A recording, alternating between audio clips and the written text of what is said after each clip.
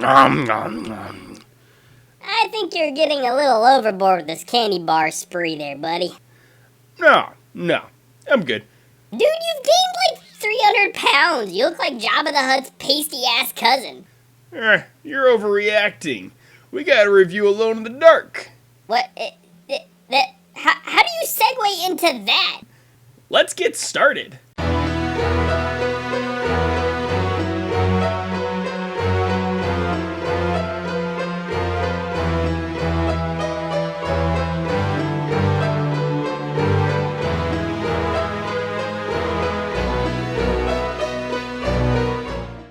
So, I don't know if I've explained it before, but I love the Alone in the Dark series. Sure, it's been doing really bad lately with its newest release, Alone in the Dark Illumination, but let's take a second to go back to the beginning, because to truly understand and genuinely hate what has become of such an epic saga, we need to go back to the beginning. So let's go. You've all heard this before, but quick recap. Alone in the Dark, released on DOS in 1992 by Frederick Reynal. It revolutionized the 3D survival horror experience. Alright, let's move on. Want more details? Well, I've released 2 videos on the topic, so take a browse here or here. Your pick. The story to this game is very beautifully laid out in terms of setting up the layout of the haunted Deserto Mansion. But let's be completely fair, this game is not completely flawless and it has not aged all that well, and I mean, come on, the color schematics of the house, lots of green. You really felt the green in this game, don't ya?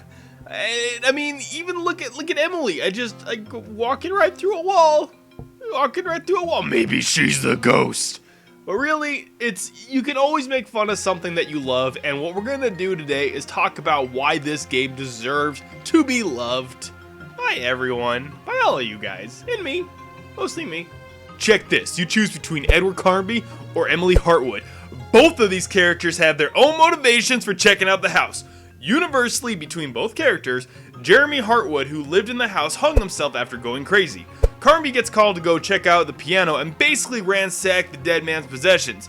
As he says, this place is about to get cleaned out. He's getting paid to go check it out, and the spooks don't scare him not one bit. Be a badass! Emily Hartwood is the niece to Jeremy and goes to discover the mystery behind his death. So both optional characters have their own motivations for going into the house, not oh, I got trapped, I'm stuck, what do? I was checking out a haunted house for shits and giggles. No, they're there for a real reason. They even both go to the piano in the attic, so if you ever want to know, why do they go to the highest point of the house and have to work their way all the way down? It's plot related, so don't read into it, you motherfuckers. Carnby to authenticate it, and Emily to search the secret compartment for the messages from her uncle in the piano. So yeah, it all makes sense. Oh, and it's real nice of Jeremy to sign his death note before offing himself. That was, I appreciate that. I wouldn't have known who this was from if you hadn't put your name on it.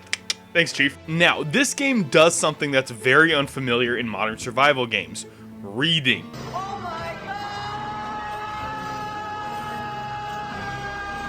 I know, right? Okay, you're gonna say Resident Evil followed this trope with reading notes and stuff. Well, kind of yes, but also no. Alone in the Dark, you have to deduce what you need to do from passages in novels and other stories not relevant to the game itself. For instance, there's a passage at the beginning of the game that you read from the Golden Fleece. Now, you have to deduce from the passage how to defeat a monster that looks nothing like the passage creature, which is Medusa. In the actual game, you need to use the mirrors to defeat the gargoyles at the top of the stairs. So you had to figure that out. You wouldn't know. You'd be like, oh, I need to find a Medusa-looking character or some shit, right? Nowadays, but back then, hell nah, man, you had to figure that shit out. I mean, sure, it's not exactly difficult to figure out in all hindsight, but at least it's not some blurb describing exactly how to defeat them verbatim. But be careful, because not only are there death traps in this game, but there are even game-breaking failures that can occur. Let me explain. A very early example, you can fall through the ground walking in the first hallway, which you would not think would kill you, because in the opening sequence, you walk straight over it, no problem, but when you come back, you did! So walk your way around to avoid that. There's your first game over dead screen that you'll come across. But what I even just discovered playing this game again and looking out for stuff I may have missed. So when I say game-breaking failures, check this. The mirrors you need to defeat the gargoyles at the top of the stairs If they hit you while you are holding the mirrors will break and you cannot fix them and you cannot go and find replacements for it. The game is over. You're still alive, but you cannot beat the game anymore.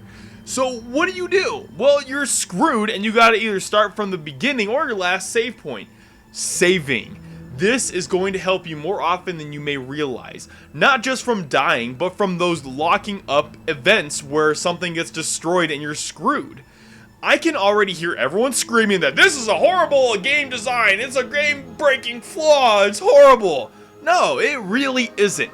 Here, this is a survival experience in its truest form. You don't get a rocket launcher in this game, grenade launchers, or some badass body armor. You don't have a ridiculous amount of ammunition. This is you surviving the hauntings of Deserto Mansion. You! Just you! I mean, realistically, you're not gonna find that crazy ass shit in most games.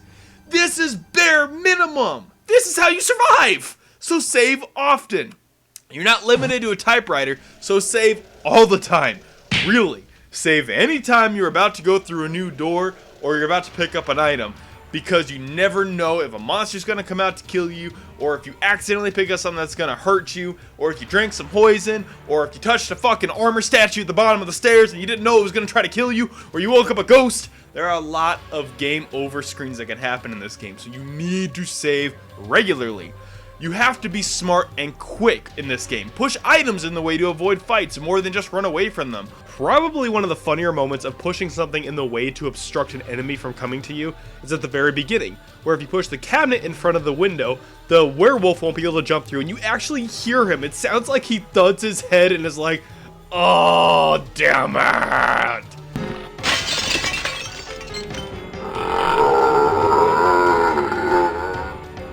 And then at the same time, you can push this chest over this trap door to keep the zombie from coming up to attack you. And you can just hear the frustration underneath there, where he's like, "Motherfucker, open!" Oh, this is some bullshit, man. We gonna get you downstairs, though. We gonna get you downstairs. This ain't all we got.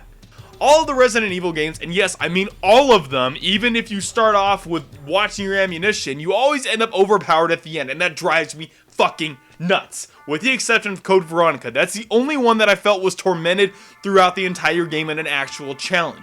Fatal Frame is also a great example of shit that you need to watch out for, because you don't have a bunch of weapons, you have a fucking camera and it takes you out of the element. Look at Dead Space, Fear, and the later Silent Hill games. You're just so goddamn overpowered in the end, but not here. This game is as realistic as being trapped in a haunted house as I've ever seen. For shit's sake, you find a sweet sword early in this adventure, and you may be thinking, "Oh yeah, that's a sweet sword, I can kill some monsters with that." Oh no, a zombie! Use the sword. Oh, the sword broke. See, the house is tormenting you, gives you something great, and takes it away, just like that. No, don't try and say Amnesia is better. Amnesia was all sorts of convoluted puzzles, and I didn't even feel like I was in any sort of realistic house of any sorts. At least with Deserto, you can say, "Sure, yeah, this feels like it could be an actual house. Some of the rooms are a little bizarre, like a garden. But you could find this in a real house."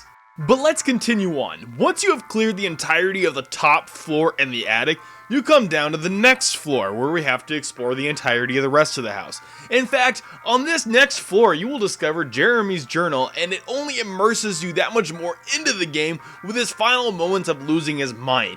Funny enough, I think Maximilian Roivas follows in Jeremy's footsteps of going crazy, or at least the voice actor reminds me so much of Maxi Boy. A curse is on Deserto. From the foundations to the very rooftop, I can no longer struggle, let alone eradicate the evil that grips the house. Oh yeah, I should mention, the original version of the game on DOS didn't actually have any voice acting. As a matter of fact, I don't think it had any sort of music at all, or not a lot. And if memory serves, that made the game so much better. I liked the silence of nothing but footsteps. The music is key though, it goes off when there are enemies around. The original DOS version was much more startling. Hell, the game would even freak you out with no enemies around, like this shit.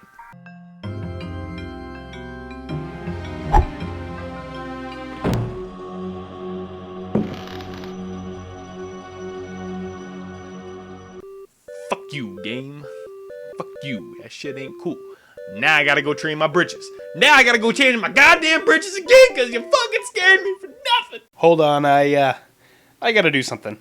What? You're in the middle of a review. Yeah, I'll come back to it eventually.